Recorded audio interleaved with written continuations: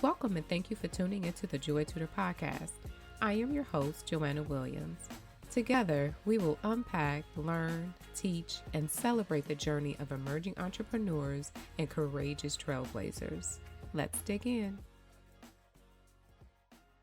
Hey, Waneta. Hi. Welcome. I'm so excited to be able to share you with the world and tell everyone who you are, because I am celebrating you, honoring you, I should say, on the Courage Award, because you, my love, have really exude what it means to love again, what it means to go through so much and not feel jaded and not be bitter and not allow life to wear you out. But you, however, do not wear what you have overcome. You look so graceful, so beautiful, so strong, amazing. You are my shero and don't even know it. Oh, thank you. Oh, you're about to have me crying. It's true. We don't often enough share how others show up and give strength for us. You know, I'm the strong one. You are the strong one. But just being on the outside, watching you navigate through this journey called life, watching you raise your children, watching you become a wonderful, powerful, successful businesswoman and have a career as well, finishing your degrees, starting up your own business. On top of that, loving and being a wife and being a mother and the ups and downs that come with that.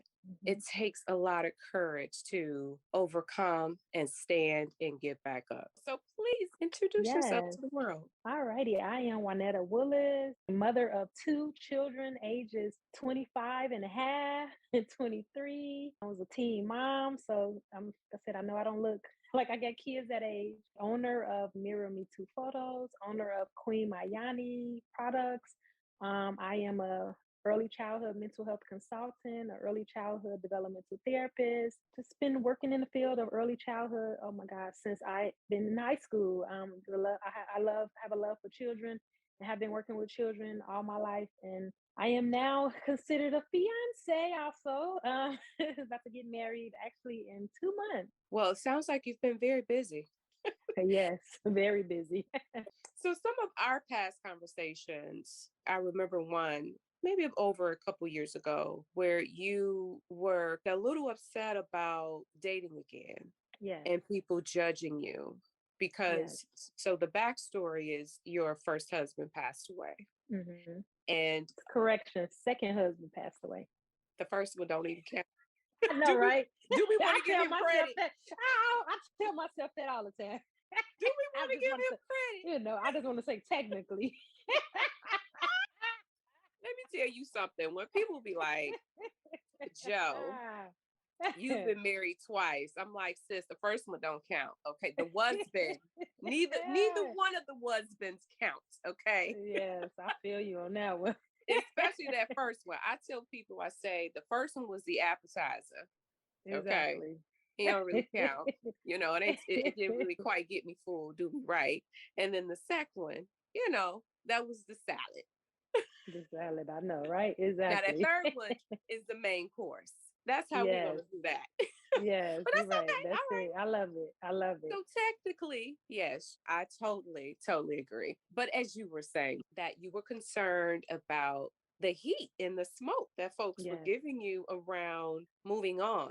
And I told you, I said, Netta, they do not understand and know the pain. They were not there with you through the years of pain and suffering that you went through. Mm-hmm. So they didn't step in to have an opinion or put effort and energy into wiping your tears, taking on the weight and some of the pressure, that emotional turmoil that you were going through. If they did not step up and have that same energy, then they do not get to have that energy when you have joy. Yes. I agree. Yeah. I love it. So next thing I know, Waneta's living her best life. I said, you go, girl. Yes, I sure was. Yes. It still is. Yes, definitely. Yeah. So tell us a little bit more about your journey as far as If you could go back and have a conversation with yourself 5 years ago, what would you say? Hmm, I like that. 5 years ago, I would say, and I'm because I know we recording, so I ain't gonna say the word I want to say, but I would use a F bomb that would say You can. them people. Do you live your life for you? Forget what people they're gonna talk about you regardless. If you're doing it, not doing it. People talk about me even now. Just you know what I mean. You would think like people that saw me go through what I went through. You would think like, oh my God, they would be so happy for me and just be excited for me. But they talk about me now. So you at that, I would say to myself, you know what? You're gonna go through some things. You're gonna lose some people. You're gonna see who's gonna be in your corner. You're gonna see who's not gonna be in your corner. But at the end of the day, don't lose who you are and F those people. Enjoy your life. Don't worry about what people are gonna say. Yes, I love it. And to give a little bit context of what you're talking about is it's amazing how whether you divorce or a spouse pass away, people tend to have a timing on how soon you're supposed to move on. Mm-hmm. You know, what has been your experience moving on without permission? Yeah, it's just been crazy. Like I said, with the crazy part is it's a woman thing. Oof. I said that if I was a man and I lost my spouse at 38 as a man, if a woman came to me and I had another woman within 2 months, not even me 4 years later, 2 months, if I was a man, was in a relationship, they wouldn't have said nothing. They would have patted them on the back, whatever, good to go, whatever. But as a woman, some people still feel like me getting married is too soon. I had somebody tell me when I was dating after a year was like, no, you need to wait. They gave me a timeline, like, you need to wait 2 years. Like, I'm like, where did this timeline come from? Like, what is that? Who said that? Where's this manual at? First of all, a lot of Mm, young widows. So I'm in a group called Black Widows, but it's a lot of young ones. And that's because when you think of a widow, you think of an older woman that's yeah. seasoned. Her husband died. You know what I mean? They were married 50 years. You know what I mean? Now, of course, she has no interest in dating. She lived her whole life, whatever. But it's a lot of young women that are widows. And we have to have like these secret groups in a sense on Facebook. Like I have one that's a Facebook dating one that's young widow and want to love again and dating. And they talk about sex and they talk about things and stuff that's really taboo to talk about in the open with other people. And in that group, they always say, I'm dating again and I can't tell nobody else. But this group here, because people are going to look at me and they're going to judge me based on the fact my husband died a year ago, my husband died 6 months ago. I mean, it was some women in there that their husbands was cheating on them. And they already the relationship was ending. They were like literally, like you said, checked out.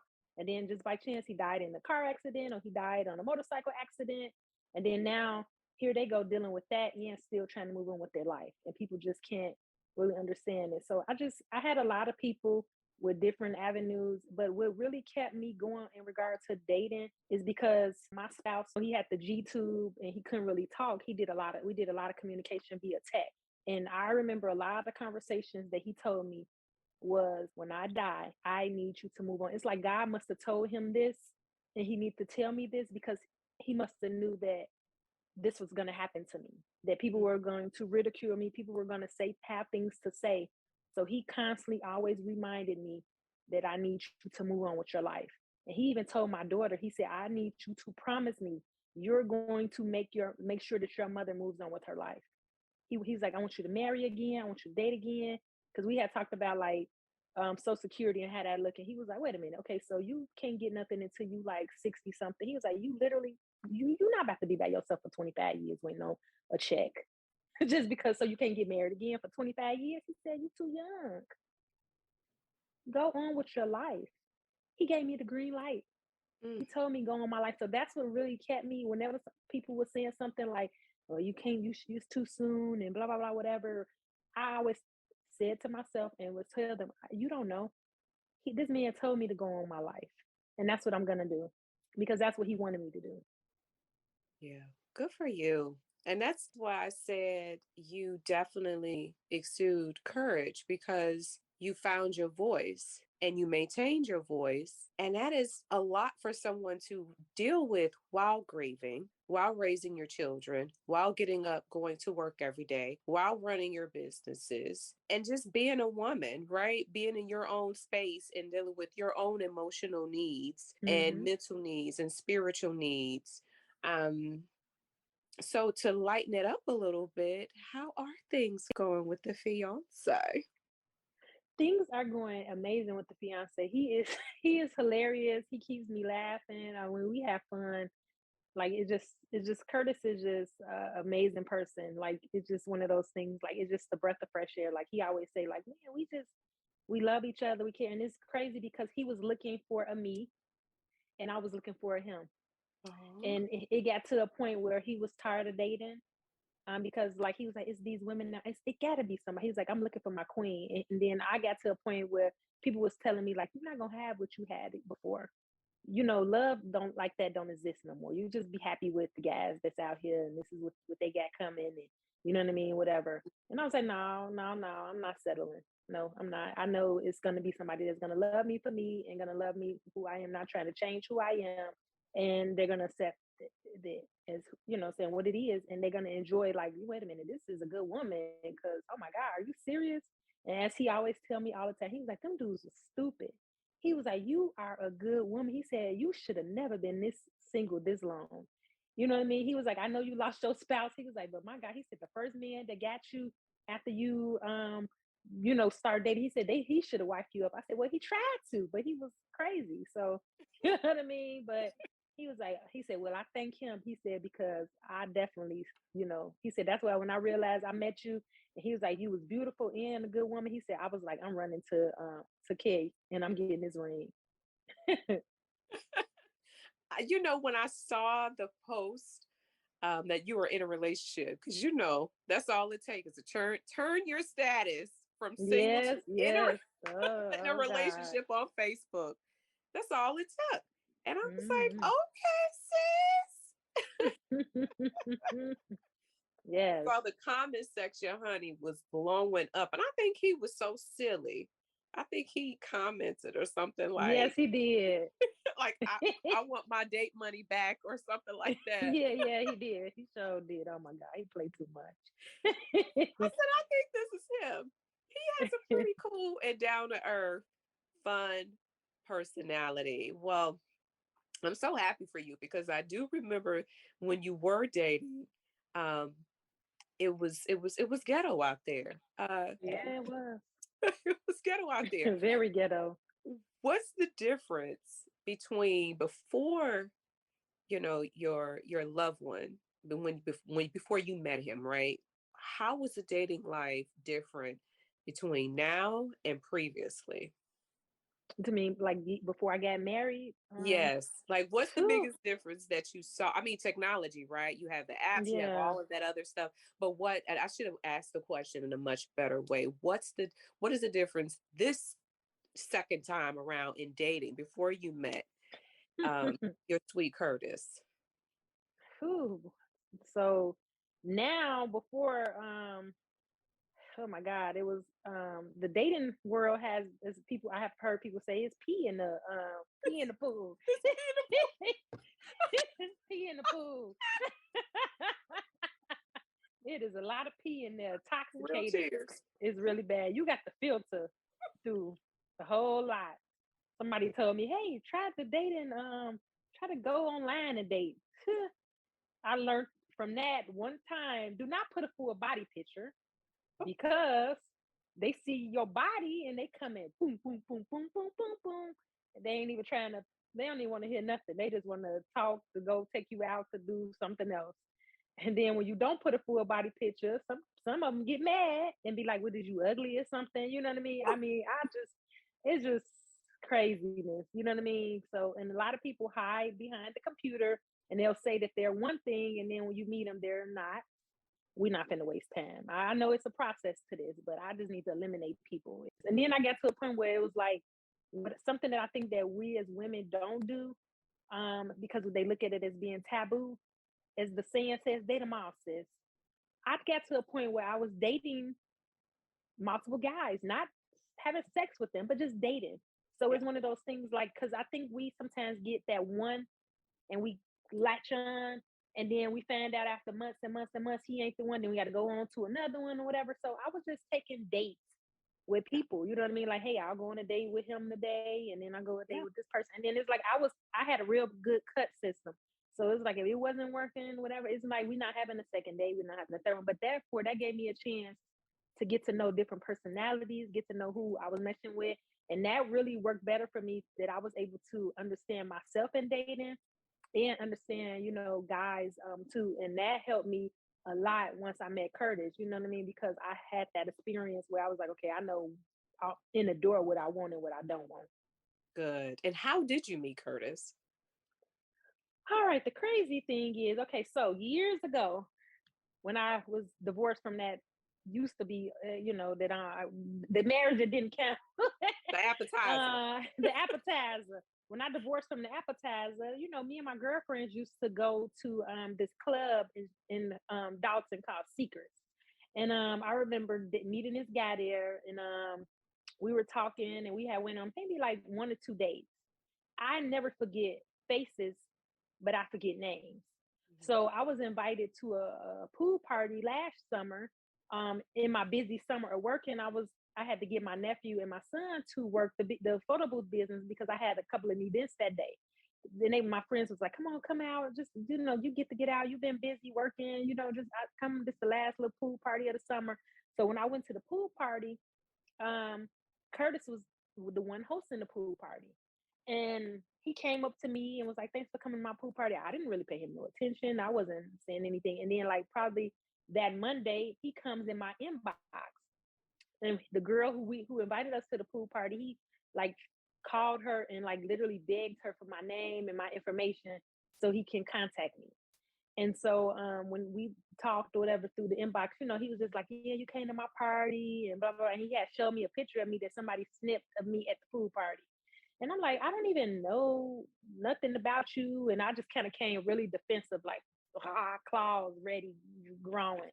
And he was like, "Dang, what's wrong with you? You know what I mean? Maybe you ain't trying to date." And I said, "Okay, I apologize." I said, "Because men sometimes, they try to come with the wrong intentions." And I said, "And you said something about a pool party. I was in my bathing suit. I don't know what you're trying to do." And so he was like, "No, calm down." And so once I went to his Facebook, I realized I looked at him and I said, "I know him." I said, "This is the guy that I dated years ago." So when I went back to talking to him, I said, "We dated a long time ago." He said, "We did?" I said, "Yeah, we dated." I said, I told him where he used to work at. I told him where he used to live at. He said, "Oh my God, are you serious?" And I said, "Yes." He said, "Well, you know what that means." He said, "Sometimes good souls reconnect later on in life." And I said, "I guess so." And that was history. So we had our first official date on July 29th, which is actually our wedding day this year. And so yeah, um, this is a rekindled relationship that someone I met years ago. And didn't even realize that that was just the warm up. Yeah, yeah, just a warm up. But I told him then, I said, "We stopped talking because you was an arrogant, arrogant." And everybody was like, "Yeah, that sounds about right." Well, he has humbled himself since Yes, then, yeah, he did.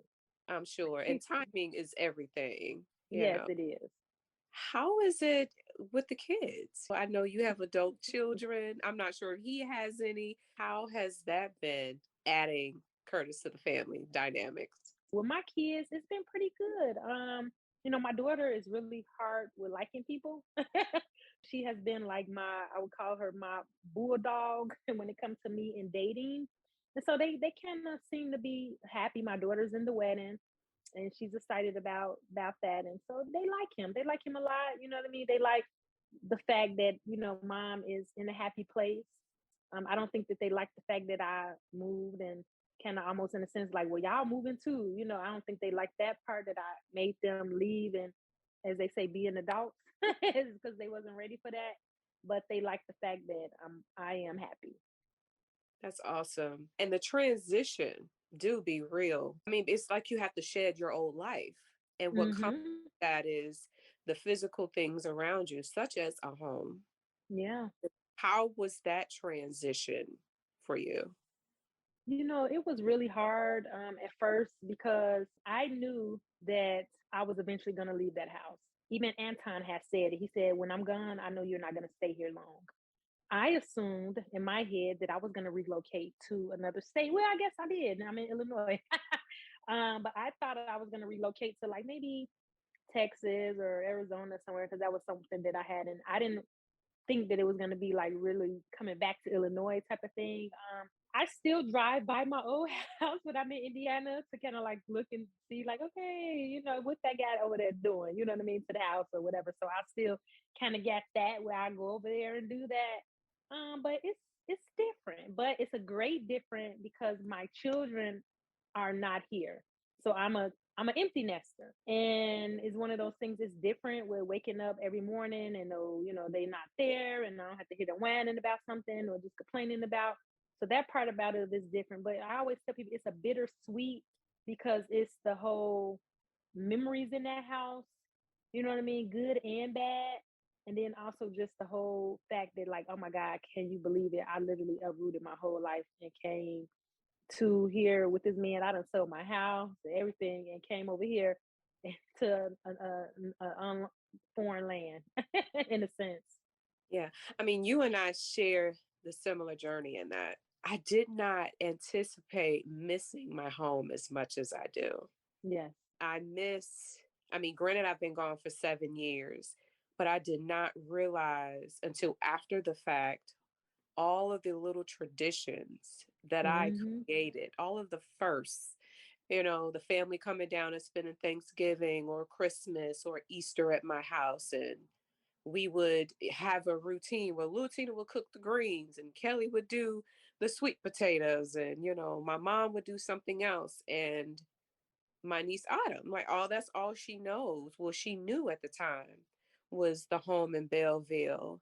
And just to be able to provide that level of security and that stability, because we moved so much as young kids growing up. Mm-hmm. That was the one thing that I wanted was my children to have a safe, stable home to grow up in and create all of these fun memories. I don't struggle as much with it at all, but I do have moments where I'm like, oh, I miss that. Yes, I get it. But, that's the one thing that is constant in life, and that's change. Yes, that's true. We And have to change is adjust. good. It is definitely good.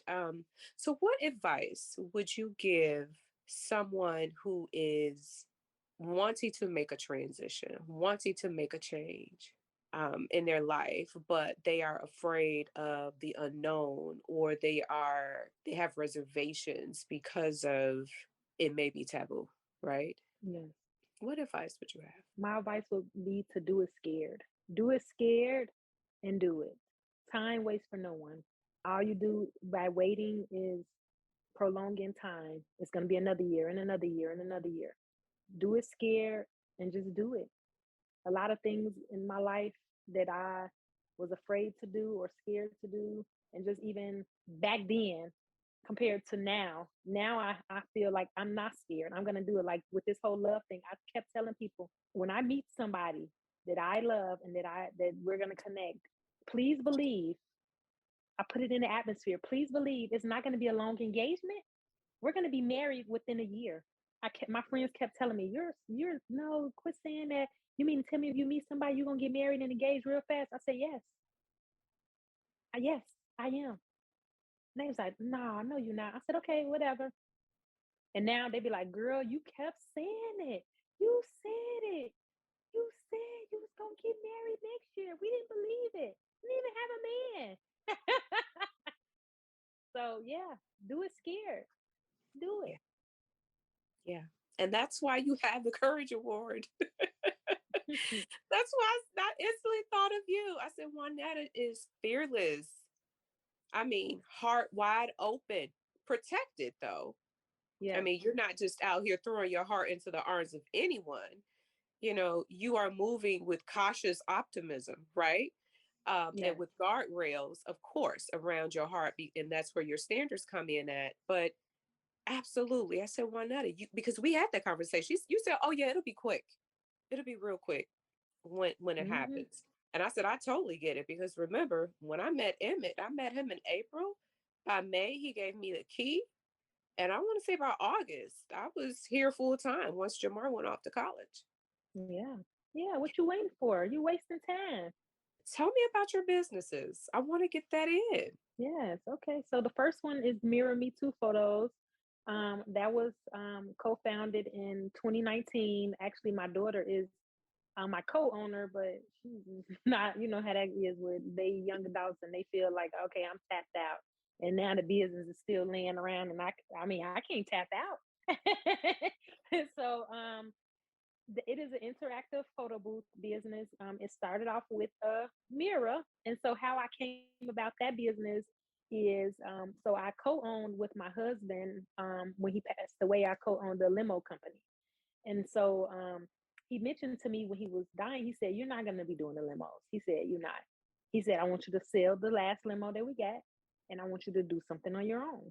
And so at that point, I was looking to do something because I was like, it's like the itch in me to have a business. I don't know what it is to do something to keep busy. And I was in a wedding, and in that particular wedding, they had the mirror photo booth, and the young lady had it, and I was like, "Oh, this looked really nice." And literally, when I went home that night, God dropped in my spirit, "That's what you need to be doing." And as they say, He would take the foolish things of the world and conform the wise. That's what happens. And I was like, wait a second. And brought it to my daughter, and she said, yes, let's do it. Cause she was at the wedding too. She said, yeah, let's do it. And it just went on from there. So now what, 2019, we're in 2022. Booked and busy. I stay busy on the weekends with photo booth business. I started off with the mirror, and I have a mirror now, two selfie booths, two 360. So I have five different photo booths, have a booking site where people can book directly on it. They don't even have to call me anymore and ask, questions about it. They just go right on the website, put their date in, put their deposit in, and then it sends me an email like, oh, you got your booking. So I love that about it. And then last year, well, not last year, I want to say it was in 2020 during COVID, I was dealing with some issues with the doctor was saying that I may have little cysts, tumors, and I read research about yoni steaming.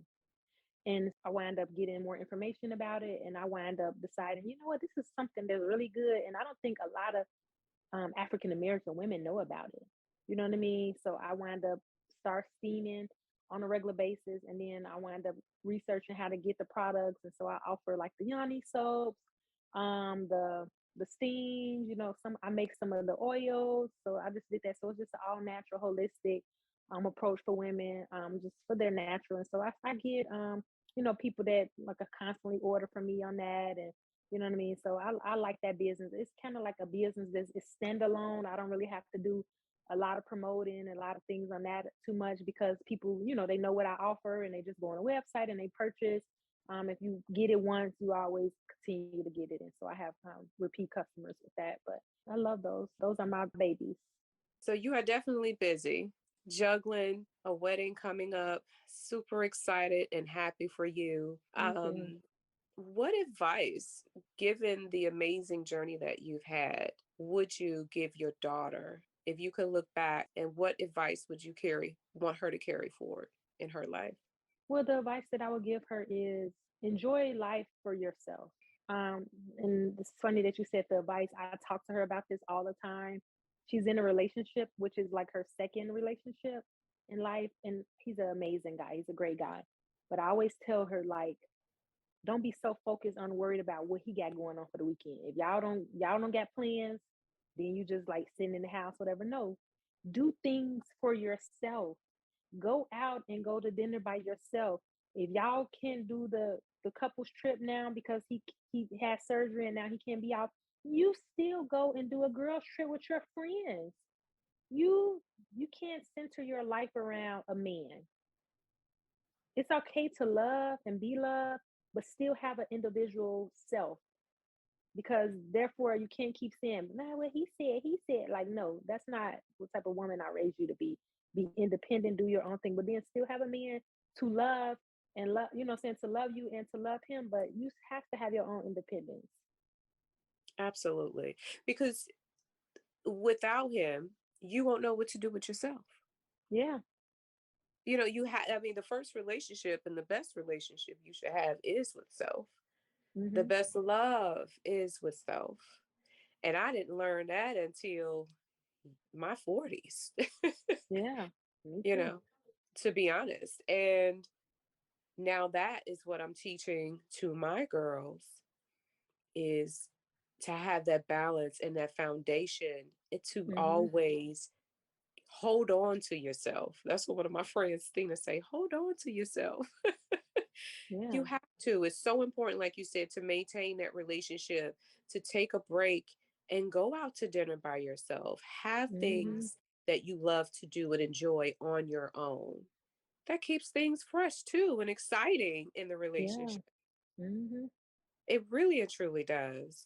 Um, from an entrepreneur perspective, what have you learned that you would definitely have would have done different in the beginning when you first started the entrepreneur journey?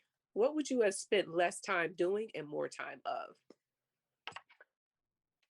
I would have spent less time trying to get family and friends on board because most of my business come from the outside people.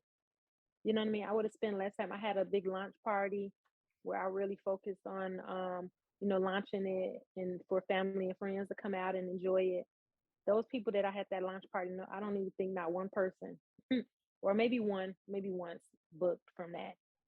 All my business came from, outside people, whatever. So I think I would have spent more time like just doing community events in the Mm-hmm. community, getting my name out there in the community, doing things where I really had a more experience where some people could kind of see me more out, schools, high schools, things like that, instead of really more focusing on trying to get, the opinion, the value, validation from family and friends. That's powerful. I know someone can use that because I've been there. I've had really good support, but I definitely understand what you mean. I mean, it's like a natural transition, right? Is to spread Hmm. the word to the closest people that you know. And that's where I'm at right now with my business is trying to figure out that whole advertising and marketing thing when it comes to brand awareness. Because Hmm. social media is not it by itself. I mean, with the shadow banning, with Instagram, and then when I even, would try to run ads, they would put it in front of the wrong demographic Yeah, yeah, and yeah. limit. Hmm. So there's that kind of, wall that I'm kind of dealing with and figuring out how to break down right now. But what has worked for you as far as raising your brand awareness and getting the word out? Word of mouth. A lot of people that have, I get a lot of referrals connecting with ladies that are event planners. I get a lot of repeat business from event planners. I have an event planner. The last five or some events that she has done, she sends me business. Just word of mouth. People that know the work that you do, and they have seen your work and they enjoy it. They keep sending people back. Oh, I know somebody that has such whatever. And so a lot of word of mouth business. Just different business opportunities. Somebody may tag me into something on Facebook. Somebody's looking for a 360, or they looking for this and that, and then somebody will tag me, and then I'll put my business website, and then maybe somebody else who really wasn't the person who the post was for, then they'll go and they'll look at it and be like, oh, I saw somebody share your thing on, so just a lot of those. I mean, I don't do as much like you say ads anymore because I realized that it was a waste of time and money, because when I was getting people like, oh, well, oh, I want this, but I'm all the way in Ohio. How did you pick Ohio? So why is Ohio even in my, list of people that was looking at this ad? So I don't know how they even come up with that. I don't know if it's just something that they just got it where they just like, oh, we just want your money. We're gonna send it wherever we're gonna send it to, because it didn't never make any sense. So, but really just word of mouth. You know what I mean? Just kind of like going to different things and stuff, and just networking at. I don't really like doing pop up shops because it's an all day thing. So I don't really do those anymore. But I did a couple of pop up shops where I get my name out, there. Thank you so much for joining, Miss Waneta. You are the honorable recipient of the JoyTutor Courage Award. Please give us your contact information. Yes, you can reach me at mirrorme2photos@yahoo.com. All Thank right, love. you.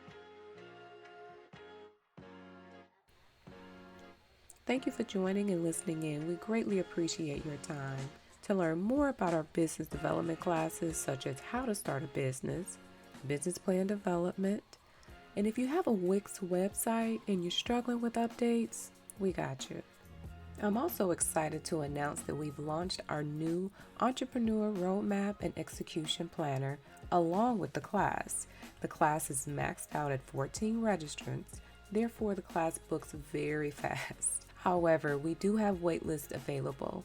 Sign up at JoyTutor.com. Also, last but not least, you can follow us on all the social medias at JoyTutor or JoyTutor Inc. Until next time, take care.